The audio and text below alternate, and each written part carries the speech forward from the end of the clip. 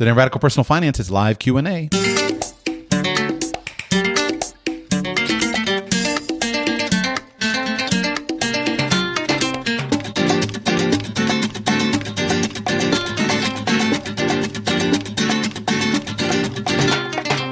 Welcome to Radical Personal Finance, a show dedicated to providing you with the knowledge, skills, insight, and encouragement you need to live a rich and meaningful life now while building a plan for financial freedom in 10 years or less. My name is Joshua Sheets. Today is Friday, January 12, 2024. And on this Friday, as we do on every Friday, in which I can arrange the appropriate recording technology, I should come up with something a little bit catchier than that. We record a live Q&A show. You call in, talk about anything that you want.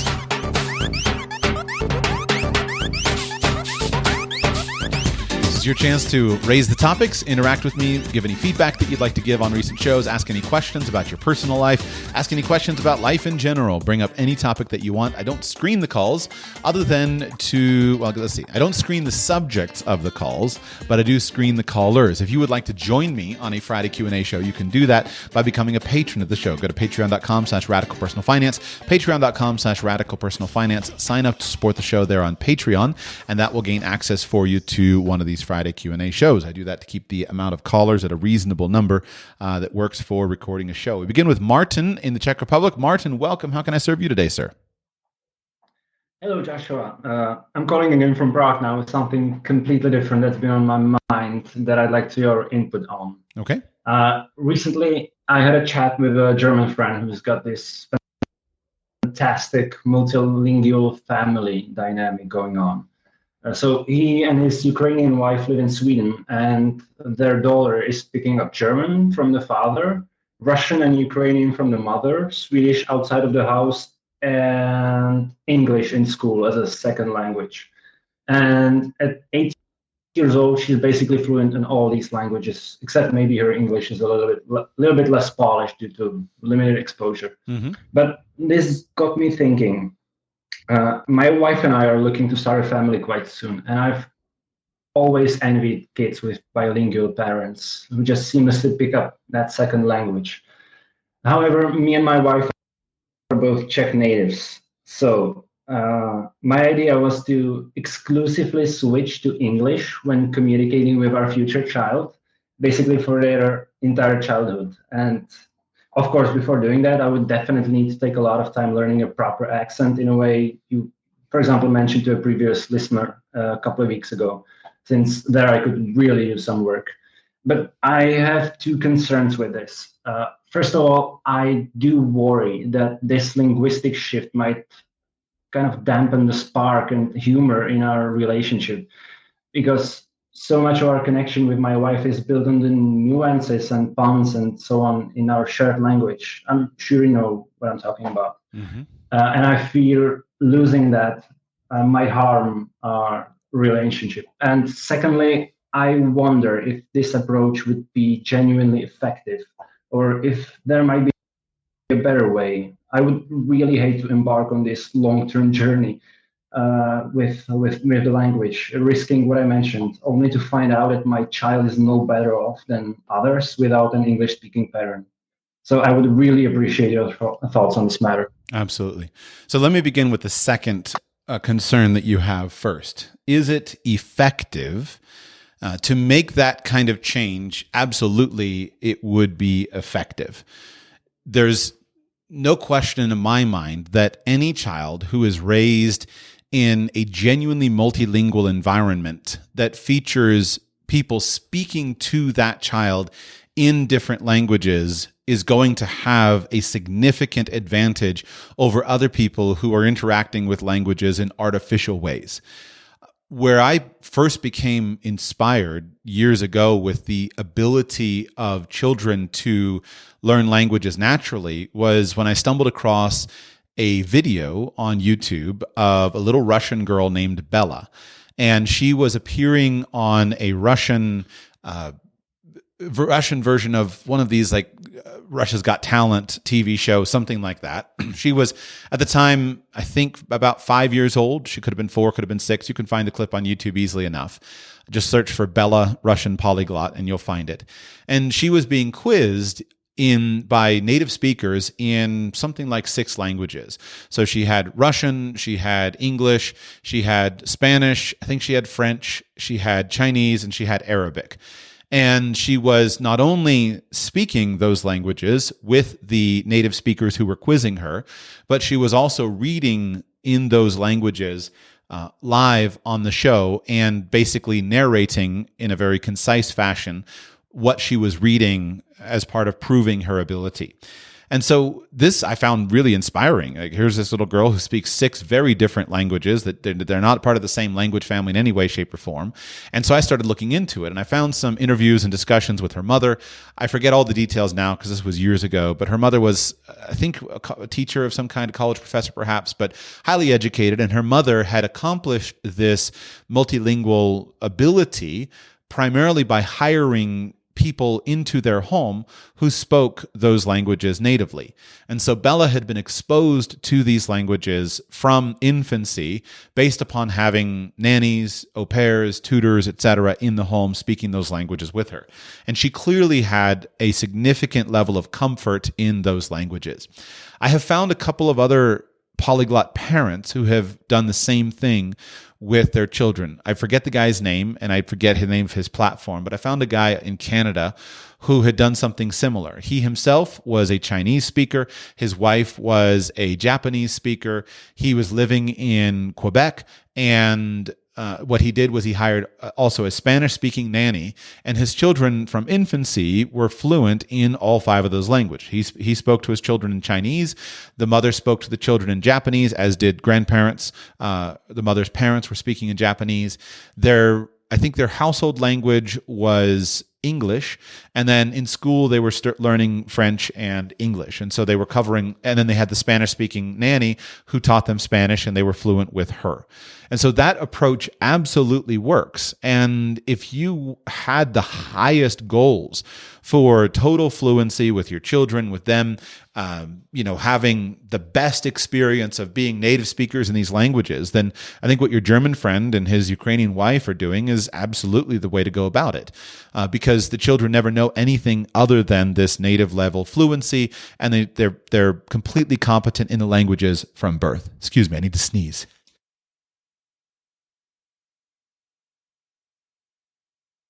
So, is it effective? My answer is yes, it is effective. Is there a better way? My answer is no, there is no better way.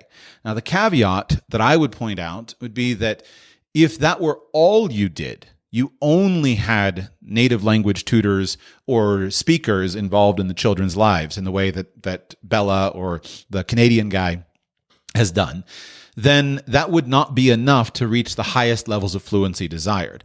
One of the things that was interesting for me growing up in the United States, I interacted with a lot of people whose native language was Spanish.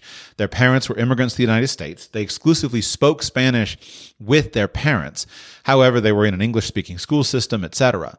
And what I found so fascinating is that they spoke colloquial Spanish better than I did. They spoke Spanish fluently. They had a native accent. They spoke colloquial Spanish very fluently without any trouble because that was their native home language that they speak with their parents. But they had no academic ability in the language. They couldn't pick up a Spanish novel and enjoy reading it because there was too much unknown vocabulary. And so I, on the other hand, because I learned my Spanish in something of the academic approach, my reading ability was higher than their reading ability. And yet I didn't speak native sounding Spanish. My accent was inferior to their accent, and I couldn't speak the language as fluently as they could, but I had a higher level in the language. So I'm pointing out that speaking a language colloquially is a perfectly acceptable way to do it, but if you genuinely wanted your children to be educated, you would need to make sure that they were reading, that they were doing work, that they were writing in whatever your target language is, etc.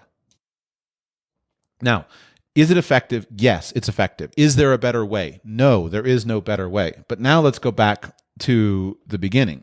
Would that linguistic shift dampen the spark or the humor or even the relationship that you have with your children? My answer is it could. And this is why I have chosen to maintain all of my relationships with my children in English. Even though my wife and I both speak Spanish at a pretty decent level, probably a lower advanced level, something like that. Certainly your English is probably much better than my Spanish, and you have a chance to use it more frequently than I do. Even so, I have not chosen to try to pursue this path because it's just not entirely comfortable for me. And I don't know how to have that nuance of communication and the intimacy of relationship that I desire to have with my children in another language. And so I choose to speak English. My wife speaks English to the children. And we don't try to do anything else for the reasons that you stated. It's not because I'm concerned about accent. I think you should wipe that concern off of your list. You have a perfectly acceptable accent in English. There's no need for you to spend any time in accent training, and you would not damage or harm your child in any way, shape, or form from speaking to your children with the English accent that you have right now. So I don't think that's a concern at all. I think that your level of English is certainly capable of doing this that you've described, but it may simply not result in the intimacy of relationship that you desire with your children. And to me, that's a perfectly valid reason not to use another language. I don't think it's necessary. So earlier I said, yes, is it effective? Is there a better way? No. But I don't think it's necessary for you to achieve excellent outcome with your children. I don't think it's necessary that you transform your relationship with them into English. What you should do is you should make sure they're surrounded by English from an early age. And so the best path, I would say, is simply make a habit of reading to your children in English and then expose your children to appropriate English media when you choose to. English is the easiest language in the world to learn because there's the best materials available in English more than any other foreign language. And so people who become truly skilled in English and acquire a native-like accent, acquire a native-like ability, they do that reliably and consistently because of the abundance of English materials for them to learn with. And so what I would say is get yourself some storybooks and just read English language stories to your children from the beginning. Expose your children to English media when appropriate, videos, songs, all of those kinds of things. Your children will have some form of their education in English. And if I were in your shoes, I would make sure that a significant portion of their education was in English, either by substituting the English classes and training that they'll be receiving in the local government schools or by homeschooling in some way, shape, or form with English curriculum, so that your children's education level is very, very high in English. And I think you can do that while simultaneously keeping Czech as your primary language, the primary family language, and the primary language of your relationship. So I don't think it's necessary to do this. And I have found that in many ways, my children's foreign languages, because of academic practice, are ahead of some other native speakers.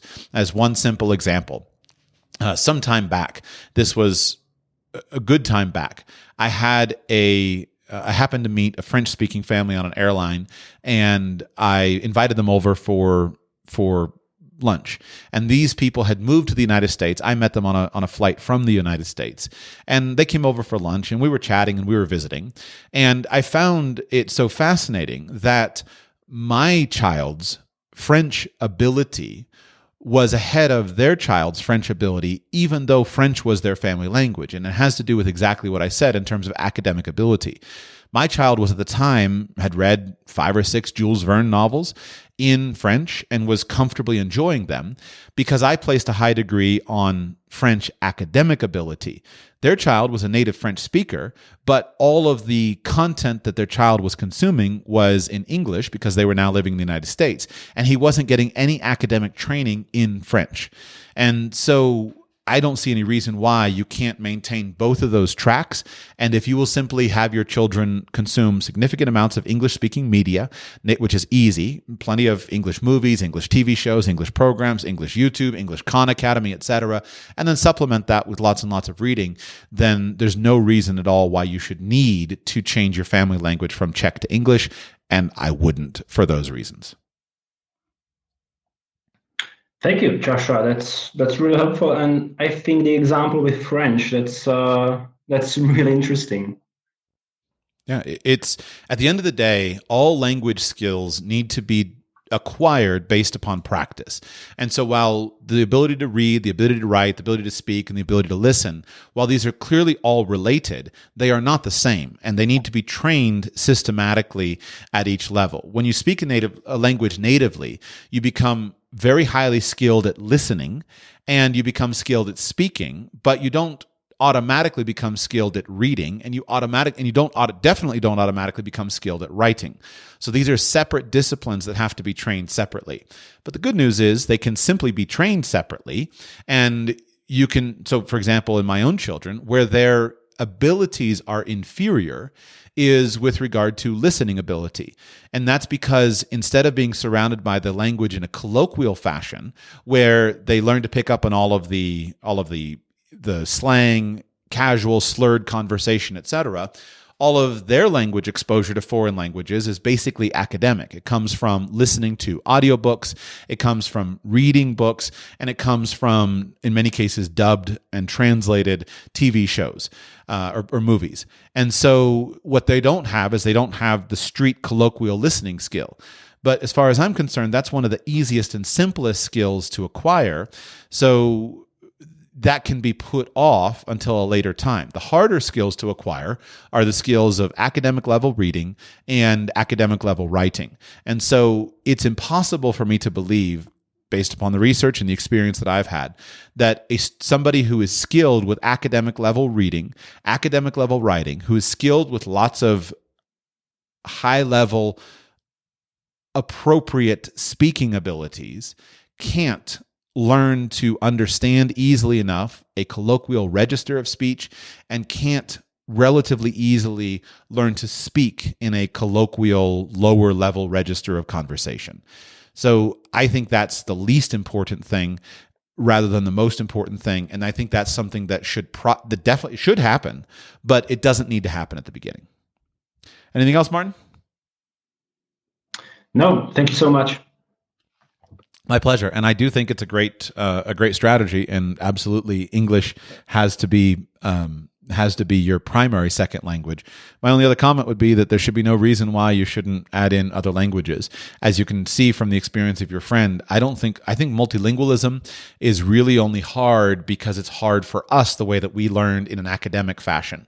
But I have found that if you strip away the idea that multilingualism is hard and you simply find resources, then it's actually pretty easy. And I've watched this happen with 2 children. I've got a sample set growing and building, and I just watched the progression go through where, for example, my 8-year-old daughter, a couple years ago, she didn't want to learn any languages. Then I taught her Spanish, and she didn't like Spanish until I found some books that had girls and horses in them. And then 3 months later, she said, Spanish is my favorite. She didn't like French at the time. Well, now she loves Spanish and French as long as I can find books with girls and horses. She loves it. She's like, I just like it so much. These are my favorite languages. But she doesn't like German right now. But I tell her, okay, give it 3 months, 6 months, and you'll like German too. And then she's doing Latin, and it's not hard. And that's the thing that took me a while to come to that belief. Is I grew up thinking learning languages was hard, and then again I found research where linguists have found that. There are certain places, there's a certain part of Africa where I think there's a valley where it's very normal that people in that valley speak 5 different languages. And so for them, multilingualism is totally normal. And your experience as a European is much more like this. It's much more normal in your cultural context than in my cultural context to be multilingual. I was with a friend in Luxembourg a few months ago. And all Luxembourg students, all of them speak 4 languages. They have Luxembourgish, English, French, and German, and they're all equally fluent in all of them. So multilingualism is not hard. It is harder to learn a language like English that has a vastly larger vocabulary than, say, a local tribal language of some kind that may have a vocabulary of some tens of thousands of words rather than hundreds of thousands of words. But generally speaking, most of that is just specialized knowledge and specialized content that comes in that is just not relevant on a day-to-day basis. All right, let's see. Kevin dropped off, so we'll go to Tran. Tran, welcome to the show. How can I serve you today? Tran, you're up. Hello, Joshua. Yep, go ahead. I'm a student from Germany, and I'm I have a question relates to career. So Great. my goal is to become a financial planner. I'm inspired by a lot of people, including you. Um, Currently, I'm 23, and I have already finished my second semester at a business school, administration. I took it just because it was the best available choice at the time. I kind of regret it a little bit, but it's what it is. It is what it is.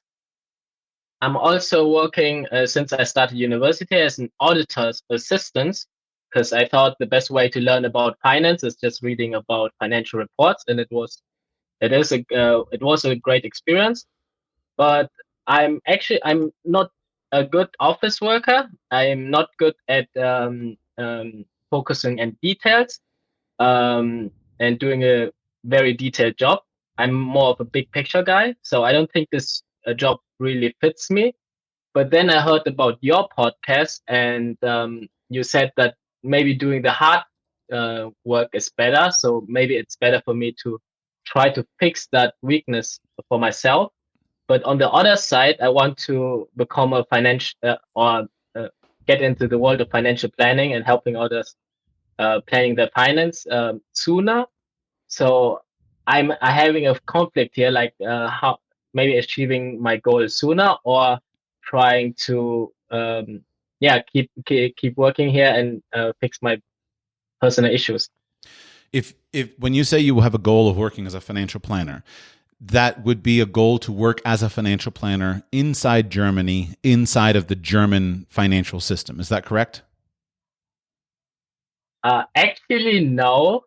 My far side goal is moving to the US. I really love the US. I lived in Vietnam and Germany, and it was always too constrained for me. So I want to move to Texas in the future, um, and that is also a problem for me. Like I want to have my certified financial planner certificate, but also want to try to figure out a way to move to the US, and but that still has a long way to go, I think. Okay. Well, the Texans will welcome you. They'll give you a cowboy hat and give you a giant pickup truck, and and they will welcome you when you're able to get there. So, is your question, let me just make sure I answer the question that you're actually asking. It sounds to me like you are asking a fairly broad question of essentially, how do I think through these different options? Being a 23-year-old studying business administration, wanting to become a financial planner, wanting to move to the United States, how do I integrate all these things? Is that correct, or are you asking a more specific question?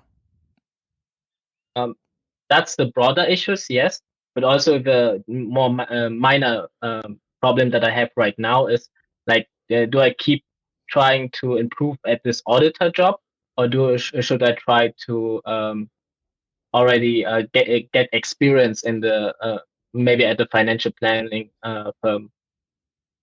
Oh, also I have a side hustle to help people with their taxes, because you said just try to find start your business by finding customers, and I already have 10.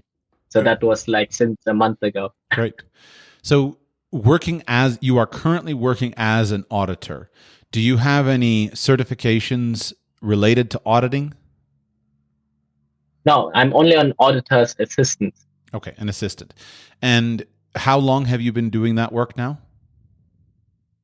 1.5 years.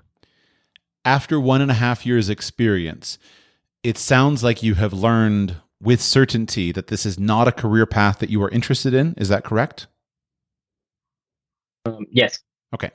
So speaking to that issue specifically, when you are young, and I'm assuming you are unmarried and do not have children, is that correct? Yes. Okay. So when you are young, I believe that your basic bias or your basic instinct should be to gain as much experience in as many different areas as possible, because the costs of switching, the costs of changing are very low. Now, I think there's probably a cultural distinction here between your native culture and my native culture. coming from a US American perspective, switching and changing things relative a lot. It used to be looked down on. Nobody looks down on it anymore. And there's certainly a bad thing if you're switching because you're getting fired every 2 months. Okay, that's going to be figured out. But if you've been working at something for a year and a half and you've discovered that this is not for me, then move on. Be done with that, because there's no point in investing more of your time and energy into something that you know is not for you unless it forms some strategic part of your overall plan, which the most obvious thing would be, is this specific skill something that could allow me to gain access to the United States? So setting that aside for a moment, just speaking broadly, at 23 years old, you should be switching, changing quickly from one thing to the next, and you should be analyzing your experience in each opportunity that you have in order to understand, what do I like, what do I not like, where should I go with this, where could I go with this, do I want to go forward with this? But at the end of the day, if you look at a job such as working as an auditor, and you can imagine yourself being successful at that job, and then you look back and you recognize, but I don't want this, I don't want to be a successful auditor, then get out of there and go try something else. Go and do something else and get yourself exposure to some other aspect of the business. If you know that generally speaking, your goal is to become a financial planner, then you should move as quickly as possible in the direction of financial planning. And so you should move in the direction, whatever's convenient to you. In the German system, that might be working at a bank or working in banking. It would be much better for you at this stage of your career to be an assistant to a bank officer, or an assistant to a bank auditor, or assistant to a bank tax advisor, or something like that, than to work as an assistant to an auditor.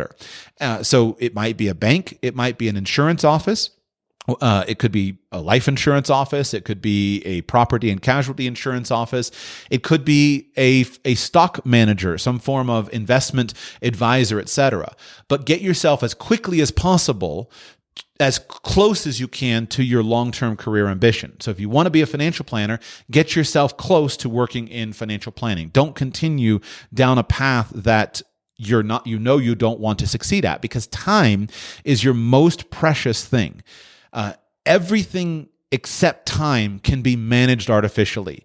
If you needed money, you can get money. Money's pretty easy to get. If you need experience, you can get experience. If you need knowledge, you can get knowledge. If you need academic qualifications or certifications, etc., all of that stuff can be gotten very quickly. Time is the scarce resource. So at 23, you want to be pushing yourself consistently to get as close as you can to your goals and get basically around the environment that could lead to the accomplishment of your goal. It's much easier to make progress to be exactly where you want to go when you're around where you think you might want to go than when you're on the other side of the country. And time is very short, because at 23 years old, you have a very narrow window of time where you need to build your career and you need to build your skills and build your foundation before you get married, before you have children, etc. And so time should be the thing that is putting urgency on you. So that would be my comment on auditing. Now, if you know you want to go to the United States, and that's something that you definitely want to do, then once again, you should chart and create the most direct, fastest path towards accomplishing that goal that you can come up with. Don't spend 10 years building a life in Germany if you know you want to move to the United States. If you know you want to move to the United States, then go as quickly as you possibly can, because every year that you spend in the United States will be so valuable for you in terms of the connections made, the skills learned, all of the abilities learned, the year ticking forward on a visa, the year ticking forward towards permanent residency, towards citizenship, etc. And so you need to focus first on that. That's more important and determinative for you than is being a financial planner. Because once you have the ability to be in the United States and the ability to live in the United States, to work in the United States, etc., then you can go in any number of directions. You can go from insurance to investment management. You can go from investment management to banking. You can go from banking to taxes. You can go in any number of directions, but you can only do that when you have access to the United States. Now, I'm not an expert on immigrating to the United States for obvious reasons. And quite frankly, I don't have a clue what to say to you about U.S. immigration. It is the most screwed up system I can possibly imagine. Just today, as we record this, the state of Texas is barring an area on the American border with Mexico, keeping out U.S. federal Border Patrol agents because the Border Patrol agents are not enforcing immigration laws. I don't know what to tell you about anything involved with immigration. It is an absolute nightmare system, and on behalf of all of my people, I apologize to you dramatically because it's an absurd system. Quite frankly, sometimes I wonder if a guy like you shouldn't just simply fly to Mexico and come across the border with everyone else. I recently was interacting with a friend of mine who had some extended family who came across the border using the current asylum system. The guy was given a court date in 2027. And so for the next 4 years, he came across the border, applied for asylum, and he has the ability to stay in the United States for 4 years until he gets a court date, something like that. I don't know what to say. It's the craziest system I've ever seen, and I don't know what to say. Other than if I were you and I were a young professional, I would not try to go down that path, but I would try to get to the United States as quickly as possible. So you need to become an expert first and foremost on how to immigrate to the United States. My French acquaintances that I met on an airplane that I just described, they were kind of in a similar situation. What had happened was they decided they definitely had to get out of France because, quite honestly, the woman got attacked in her apartment by a guy with a machete, and he got offended at something he said. He got offended at something he said because he's from the religion of peace, and he went into her apartment. He attacked her with a machete. Her entire body was covered with these scars. She barely escaped with her life because her husband came at that moment and fought the guy off physically in the apartment. And they're like, we're getting out of France. No, we're not living this anymore. They applied for the lottery, and they the first drawing, they got a lottery slot in the United States. And so you should definitely put in an application to the lottery slot because you could win the lottery. It does happen.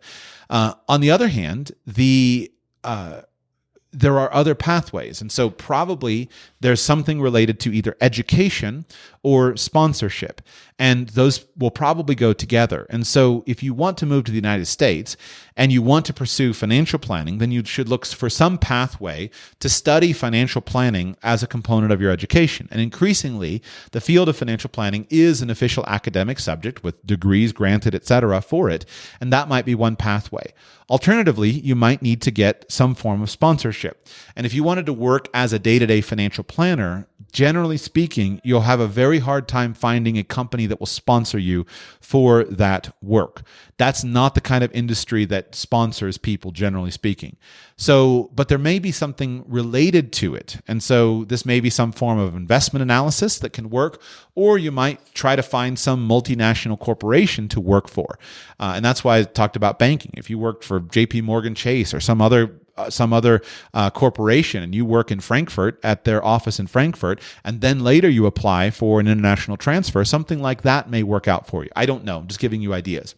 But if you know that I want to go to the United States, then getting to the United States, getting there with a sponsorship visa so that it allows you to work, and then working your way towards your green card, your permanent residency, that then would allow you to not need sponsorship, that should be your highest priority. And you should basically take any job that gets you in that direction. Because then if 4 years from now, you knew that I don't need sponsorship anymore, I have a permanent residency, I can work here, etc., any direction, you can go in any direction. So to me, that's a more relevant focus for you than is specifically things like getting a CFP certification, etc. Now, should you do that? Sure. But generally speaking, I wouldn't worry about any classes for that at this point in time. I would just simply focus on building knowledge, studying the content, reading the books, but mainly focusing on what job pathway would get me close to the financial planning industry and also get me into the United States, and then just go from there to the next step. Thank you for setting my priorities right. Anything else? No, that's all. Yeah. And then, of course, just keep working on making connections. So one of the things that you need connections. And so especially coming from abroad, that should be your first goal. So if you want to go to Texas, then the first thing I would do is I would find a Texas group of financial planners. I would find a financial planning conference of some kind that's going to be in Texas or close to Texas, and then go to that conference as a German and start getting advice from people who are around there. Reach out to them, obviously, online. You don't have to physically go there, but reach out to people online, find out, is there a company that'll sponsor me? What should I be studying, et cetera, and start to get some subject matter experts who can help you and connect you. But probably you'll need to qualify yourself for an employment opportunity in a large company that can sponsor you in order to get you there quickly. And then once you have sponsorship, once you eventually can create, get permanent residency, get your green card, then you'll be free of the need to work for any particular company, and you can work for anyone else that you want. But that's where you'll only know that by speaking to recruiters at firms and find out what they'll actually do. We go to the great state of Washington. Welcome to the show. How can I serve you today? Is this my number? That's you. Whoever you are, that's you. Excellent. All right, great. So going back to, I think it was a Great Family podcast series you did, you made an offhand comment about the so-called social sciences, knowing how we can get happiness. I would love to hear your take on that and any books you have. Is this kind of like the happiness advantage, or anyway, I'd love to hear your thinking. So my offhand comment was, first of all, that I was a little critical of social sciences because I'm frustrated with the replication crisis right now in quote unquote social sciences. And I think basically I used to in my own mind equate somebody who is a chemist and somebody who is a psychologist with somehow being on the same par, scientifically speaking. And I've come to since believe that most social sciences, we should find some other name to rebrand them to create kind of a hard distinction between real, replicatable, consistent, verifiable science and observations and theories about how the human brain works, etc. With regard to kind of what we know, certainly there are books that talk about happiness. I don't have any I've flipped through a couple here and there, but I have not made a deep search for it, probably just from a kind of an a priori religious conviction that I don't think that happiness is a goal that really can ever be achieved or is a worthwhile goal. I in my own thinking, my own ideology, my own mentalese, I draw a distinction between happiness and joy and contentment. And I define those as distinct things. And I believe that happiness is the least important of those. And happiness is a fickle and elusive thing that probably can't be achieved when focused on, but rather is more of a general outcome from a set of actions. And so I myself don't have any commentary to make on happiness because I don't believe that happiness is something particularly worth pursuing. That's not to say that I'm not happy. I am happy, but if I'm not happy, if I wake up one day and I'm happy and I wake up the next day and I'm not happy, I don't see why I should give any weight to the presence of the emotions of happiness or the lack of presence of emotion of happiness, except in just a general observational form, so I can notice how I'm feeling. But there can be any number of reasons why I may or may not feel happy on a daily basis. And so I've avoided a lot of that literature myself, in terms of just trying to dig into it, other than just a passing interest. I've taken interest in the research on income levels and the self-reported happiness of people who earn a certain amount of money, which definitely shows that you want to earn a good amount of money to get yourself out of poverty, but there's significant diminishing returns after that point in time. The social science I'm most aware of has to do with basically stability in life and connectedness with other people. And so I'm primarily interested in that from as I have tested my own religious convictions. And what you find, for example, is that people who are married report consistently higher experiences of generalized happiness than people who are unmarried. And I'm inclined to predisposed to want to believe that because I have chosen the path of marriage. People who have children generally find that they're a great source of children. People who are connected in a close social community, a religious community, report much more happiness, etc. So I don't have any more of a detailed answer than that, other than to say that these things are studied, and I have not found any research from the scientific space that has ever led me to question the decisions that I have made in life. Every time that I've questioned a decision, so for example, years ago, I had a friend of mine who was a player, and he had pursued a very different path than mine. I'd been with one woman, he'd been with a bazillion. I married, he's not. And we have a good relationship and talked it through, etc. And those kinds of things I always test. I always test my own decisions, my own things, and just try to get a sense.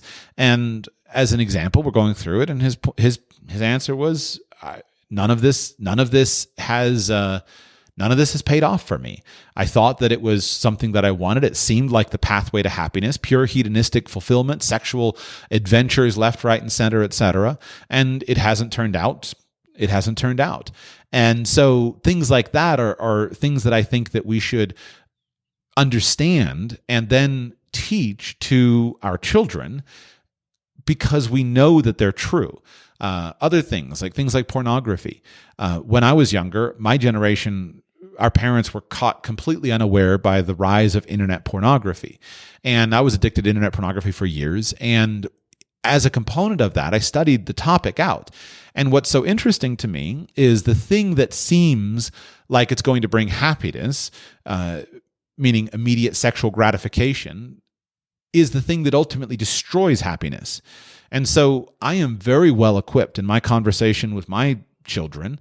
I am very well equipped today to have a very careful conversation about pornography because of the clear, not only a religious conviction and a moral and ethical conviction about mistreatment of women, etc., but also just from a clear psychological perspective and a physiological perspective. And so, when I talk to teens about pornography, I just say, do you want erectile dysfunction? If so, this is your pathway. And so if you want to be on Viagra when you're 20 years old, then use pornography. And so things like that, to me, are an important component of what we should know and what we should be studying and what we should be equipped for to teach our children the truth about these things. And so those are the things that mostly interest me. Family, religious community, a sense of purpose in the world, those physiological things that result in our experiencing greater daily levels of happiness, sunshine, exercise, water, good food, good relationships, a sense of purpose, etc. That's as far as I could go. And from there, I'll refer you to, Andrew Huberman. Call him and ask him. Okay. Sounds good. Anything else? Thank you. Pushing, on this topic, do you have more callers? How many more do you have? Go ahead. Okay. Pushing back a little bit, maybe a year or two ago, you had a very helpful podcast on what you do on down days and how you reset your mind and so on. It seems like happiness isn't necessarily a good goal, but happiness is definitely impactful. When I have a bleak day, man, I don't see color. Everything's gray and black or gray and white. And it does really impact things. So it's not necessarily a goal, but it seems like it's more than just, oh, am I happy? Am I not happy? Yeah. No, you're right. You're right. And I have a lot of black days. And so part of I have learned over the years that I'm an extremely emotional guy. I've always admired people who were just steady state all the time, etc. I'm not that way. And so, like many emotional people, I experience the euphoric highs and I experience the black lows. And when I was younger, I thought that there was going to be some kind of if I can just achieve this thing, then all the blackness will go away. I won't have any black days. That was what I expected when I was younger. I don't expect that anymore. And so part of what I said about happiness is just part of my own personal philosophy, where when I question the idea that should the way that I feel make any difference in what I do, I believe that I'm master of my mind, and I can make the choice that the way that I feel doesn't need to affect what I do. And I find that where I'm most capable of this is in how I treat other people. So, for example, I'm married, I have children. And so how I feel on a today should not affect how I treat those that I love. They're not responsible for how I feel. And so there's no question that it may affect me. If I'm tired, if I'm cranky, if I'm having a black day or a black week or a black month. I have had some black months last year. 2023 was for me an extremely difficult year. And you talk about it and you're like, why should it be difficult? It shouldn't be difficult. I had a lot of peak experiences, but I had months of blackness, just feeling like imprisoned in the black cell. And it was hard, right? But at the end of the day, I believe that I still have to control how I act. And so I may not, when I'm experiencing that, I may not as naturally as I would like to express those. It may not be as easy for me to laugh with my children and to treat my wife with gentleness and kindness and be effusive, etc. When I'm feeling black, then it's hard to do that. But the fact that it's hard to do that doesn't mean that I have an option. I still need to treat them. I can't raise my voice. I can't raise my hands. I can't do something that's going to cause that. All I know from having lived for a while is that the blackness comes and go. We have good days and bad days, and they come and go, and that I can make a choice each and every day in what I do to a significant degree. So definitely all that stuff matters. The thing that I said in that old podcast of the basic things are things that I try to do. So I'll just reprise them very quickly. Here are some of the things that I try to pay attention to. Number one, am I sleeping? And so sleep is sacrosanct. I have to, and sleep is driven by I have to go to bed. That is the key decision. So I do not stay up late. I never stay up late. I'm not allowed to stay up late. I have to turn everything off and I have to go to bed.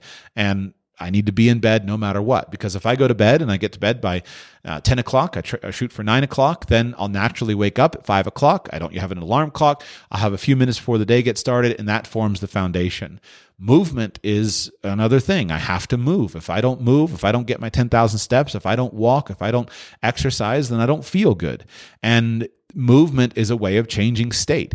I despise with a passion doing Tony Robbins exercises of changing your physical state by some, jumping around. But there's no question in my mind that it works. So I just don't want to do it because sometimes I won't want to do it. But there's no question that you can change your physical state by, or your emotional state by your body. And so knowing that we can control our emotions by our body is really important. Sunshine is a really important thing. Vitamin D, etc. Getting sunshine exposure.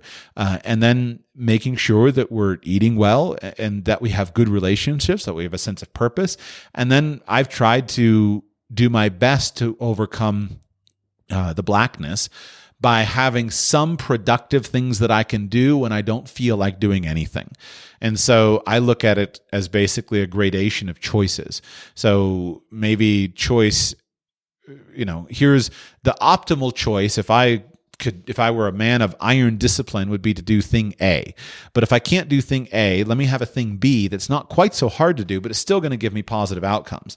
So instead of sitting around and sitting on the couch and, watching Netflix or something, let me go for a walk, because at least walking is pretty easy. And if I go for a walk, even if I just waste the time or listen to something that's educational, if I come back in an hour, I'll probably feel better when I come back in an hour than not. So maybe I was too strong in saying like I don't happiness.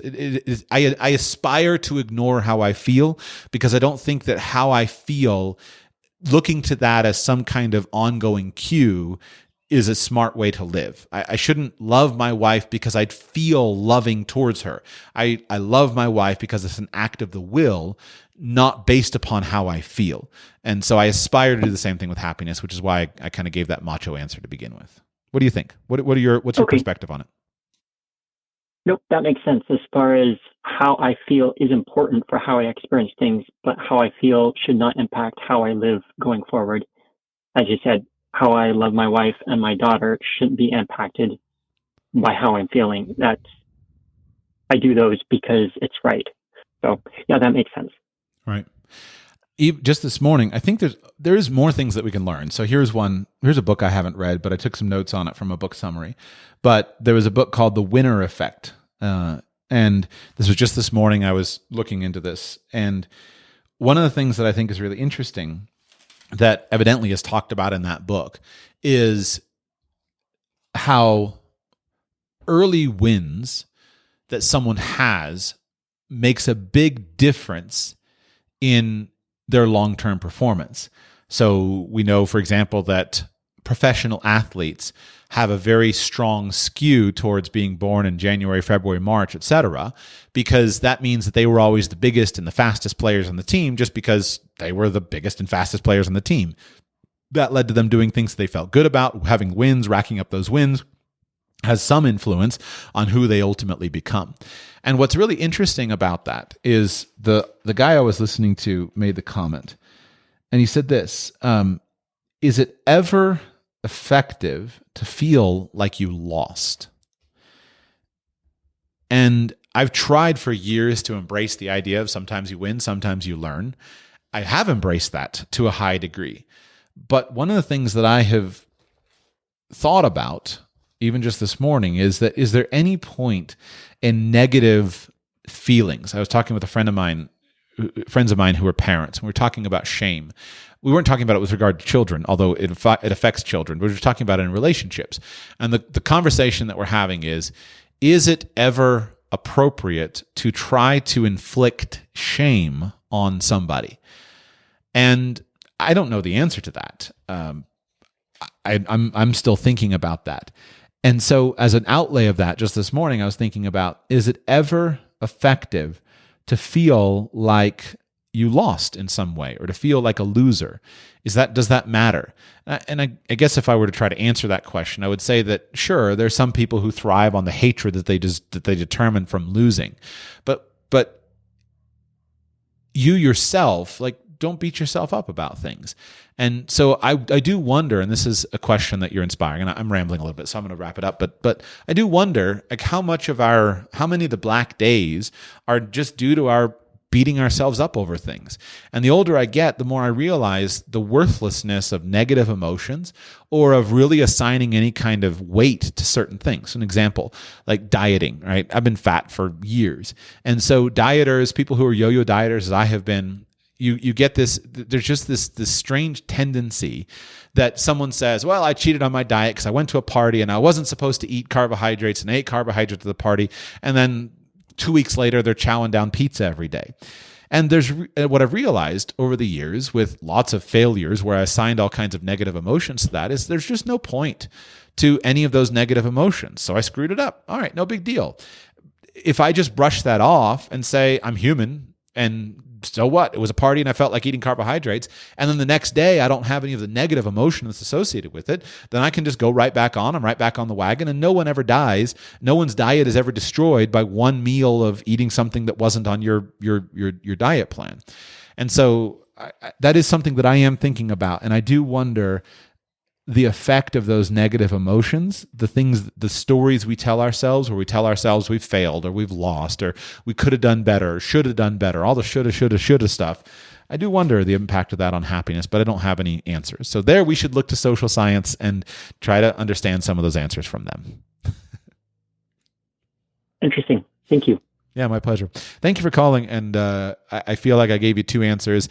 The macho one is what I aspire to. The real one is that, we all face it. But I do think that we should try to. There's no reason, if we can do something that's going to improve our mental state, why not? But at the end of the day, it shouldn't be something that drives us. I think I'm picking up the right. I gotcha. Okay. Well, I want to make sure I got this right. It's not. She was. All right. That caller is on the other line. So we'll just hang on 1 second and see if she can get finished up. Okay. Robin, thank you so much for your help. I really appreciate it. I'll go ahead and get this sent right over. Have a great day. Thank you. Bye-bye. Are you with us now, ma'am? Did you? Ma'am, are you there from Washington State? That's you. I don't know your name. We go to Washington State. Are you there, ma'am?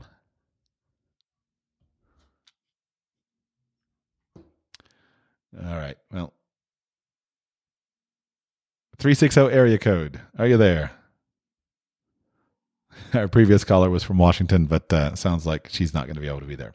All right. So that concludes our podcast for today. Thank you so much, everyone, for being here. Thank you for your interesting questions. I guess Joshua's becoming, I don't know, some form of life coach and career coach because he didn't give me any hard financial questions. It makes it easy for me, but I gotta keep my chops up as a financial planner, etc. So don't forget that if you've got a financial planning question or something, I always do my shows with my calculator right here, so I'm ready to go. You don't have to just give me these softball questions, although of course I do enjoy talking about this stuff, and I think it does matter. Thank you so much for listening to today's show. If you'd like to join me next week, remember, go to patreon.com/radicalpersonalfinance, patreon.com/radicalpersonalfinance, and we will look forward to, actually, hold on. No, I'll just skip that question for now.